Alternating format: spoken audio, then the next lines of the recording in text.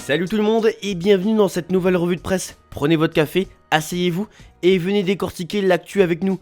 C'est l'actu depuis hier soir, le départ de Roberto De Zerbi de l'OM, la fin d'une aventure qui pourrait mettre fin au pacte de Miami. Benassia fait part d'un avenir incertain alors que Longoria reste en retrait, écrit l'équipe. Et selon RMC Sport, Mehdi Benassia a proposé sa démission mardi après l'officialisation du départ de Roberto De Zerbi par solidarité avec l'entraîneur italien. Une information que nous sommes en mesure de vous confirmer. Le directeur du football estimait que le coach ne devait pas assumer seul la responsabilité des mauvais résultats et voulait prendre sa part. Sa démission a été immédiatement refusée par Franck McCourt et Pablo Longoria.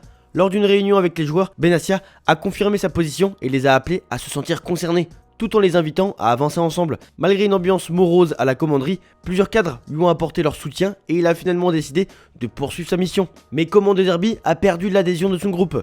C'est ce qu'explique le Parisien qui nous donne les coulisses de tout ça. Pour le média français, cette perte d'adhésion fait suite à plusieurs facteurs. La rotation permanente du coach, son discours qui a de moins en moins porté dans le vestiaire. Il y a également eu des pics lancés à certains joueurs, comme à Greenwood et Pavard, et ça a forcément nourri les incompréhensions. Et il commençait aussi à avoir une exigence devenue insupportable. En interne, on dit qu'il était entré dans le cœur des joueurs, mais pas dans la tête. On reste en France avec d'autres infos. Habib Beye est-il l'homme qui va succéder à Roberto De Zerbi ? Nous vous le révélions, Habib Beye figure en très bonne place pour prendre la suite de Roberto De Zerbi pour le poste d'entraîneur de l'équipe première de l'OM. Libre depuis plusieurs jours et son départ du Stade Rennais, l'ancien latéral aurait été contacté par la direction marseillaise. Des discussions ont rapidement démarré sur la base d'un contrat d'1 an et demi, soit jusqu'en juin 2027 selon Canal+. Il est encore trop tôt pour acter le fait que le Sénégalais sera le prochain coach olympien, même si son travail est apprécié par Mehdi Benassia. Il doit encore régler des points administratifs du côté de Rennes, ajoute Canal+. A contrario, de son côté, le Stade Rennais a rapidement avancé sur le dossier de son nouvel entraîneur après le départ d'Habib Beye en ciblant Francaise. Selon Canal+ toujours, le technicien français s'est mis d'accord avec le club breton pour un contrat jusqu'en juin 2027, soit 18 mois, et il ne manque plus que quelques détails avant l'officialisation. Ce choix marque un retour pour Hayes, passé par Rennes entre 2006 et 2012 au sein du centre de formation. Depuis, il s'est affirmé comme un coach majeur en Ligue 1, notamment à Lens, et à Rennes, il retrouvera Arnaud Pouille ainsi que d'autres anciens joueurs comme Brice Samba et Frankowski. L'académie du Paris Saint-Germain traverse une crise interne majeure après plusieurs mois de tensions sociales. Une enquête du comité social et économique a révélé des faits graves conduisant à des sanctions contre la direction. Yoann Cabaye, directeur sportif de l'académie, et Lucas Vigneron, responsable des opérations, seraient contraints de quitter le club. Le rapport pointe des situations de stress intense, du harcèlement moral et des risques psychosociaux. Des soupçons de conflit d'intérêts sont également mentionnés. Les deux dirigeants sont désignés comme principaux responsables de ces dysfonctionnements. Le PSG a affirmé prendre ces constats très au sérieux et la direction mène une analyse complémentaire. Un plan d'action sera bientôt mis en place. L'objectif est de répondre rapidement aux problèmes identifiés et de restaurer un climat sain au sein de l'académie. Tottenham a limogé Thomas Frank après une série de mauvais résultats et envisage Mauricio Pochettino pour le remplacer. Sur la une du Daily Mirror, on demande une fois de plus pour Pochettino. Le club pourrait attendre la fin de la Coupe du Monde où Pochettino entraîne les États-Unis avant de le nommer. En attendant, un intérim comme John Ettinga pourrait être installé jusqu'au retour du coach argentin. Mais pour le Daily Mail, Tottenham ne peut pas se permettre de nommer un simple intérimaire après le licenciement de Thomas Frank, alors que le club traverse une crise majeure et flirte dangereusement avec la zone de relégation. Les Spurs, en grande difficulté en première ligue, n'ont pas le luxe d'attendre un éventuel retour de Mauricio Pochettino cet été. Miser sur une solution provisoire comme John Ettinga serait un pari trop risqué dans un contexte aussi tendu. Le média estime que les dirigeants doivent agir vite et frapper fort en recrutant Roberto De Zerbi, récemment parti de Marseille. Malgré une expérience contrastée en France, De Zerbi reste considéré comme l'un des entraîneurs les plus brillants et représenterait un signal fort d'ambition pour relancer Tottenham. On part à Manchester pour parler de Pep Guardiola qui a récemment testé un nouveau système en losange au milieu de terrain, une idée née avant le derby de Manchester et désormais pleinement assumée. Et face à Fulham, on l'a revu, un match remporté 3-0. Cette organisation, vue notamment contre Liverpool, rend le pressing de City plus efficace et renforce leur présence dans le dernier tiers. Bernardo Silva joue un rôle clé dans ce dispositif, multipliant les courses et incarnant l'intensité défensive voulue par Guardiola. Haaland a retrouvé le chemin du but dans le jeu, tandis que City aborde une période plus calme avec confiance entre FA Cup et Ligue des Champions.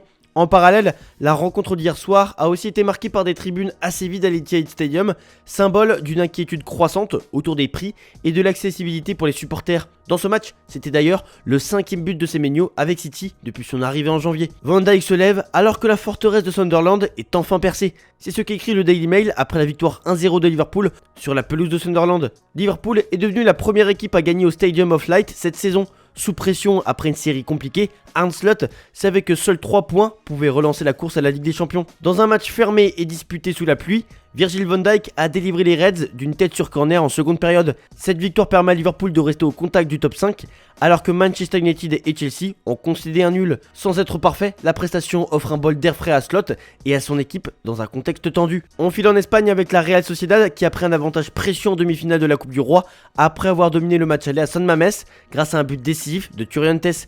Malgré une polémique autour d'une main de Laporte, l'Athletic Bilbao a été peu menaçant. La Real Sociedad conserve donc l'avantage avant le retour à Anoeta pour le dénouement de cette double confrontation.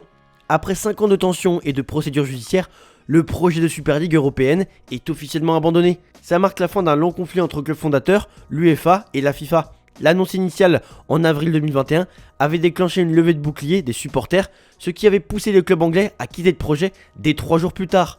Les tribunaux européens ont partiellement donné raison à la Super League et ont reconnu des abus de position dominants de l'UEFA et de la FIFA. La Juventus et Barcelone ont progressivement abandonné le navire tandis que le Real Madrid négocie un accord.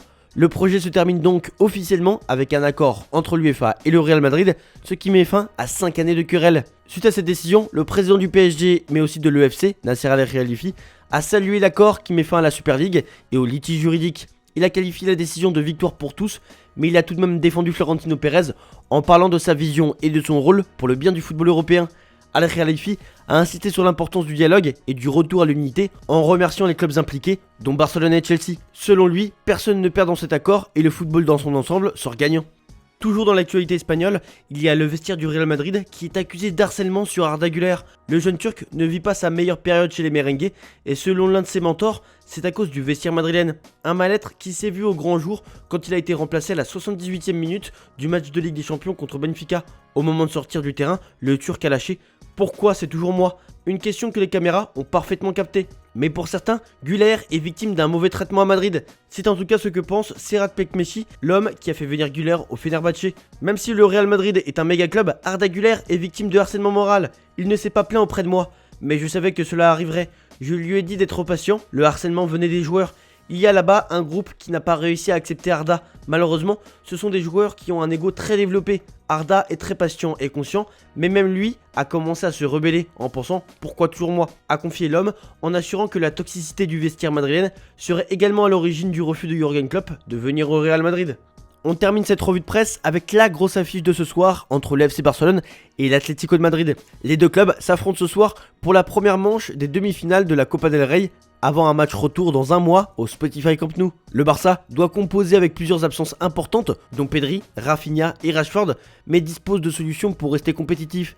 Les confrontations entre ces deux équipes sont généralement spectaculaires et prolifiques en but. L'Atlético, malgré ses difficultés récentes en Liga, mise tout sur la coupe, tandis que le Barça, après sa super coupe, vise à relancer son objectif de triplé national. Robert Lewandowski, dont le contrat avec le Barça expire le 30 juin, étudie 5 offres pour son avenir, dont celle séduisante du club catalan et l'intérêt du Chicago Fire à MLS. L'attaquant de 37 ans ne prendra sa décision qu'en avril, après les élections à la présidence du Barça, en privilégiant la stabilité familiale plutôt que l'argent.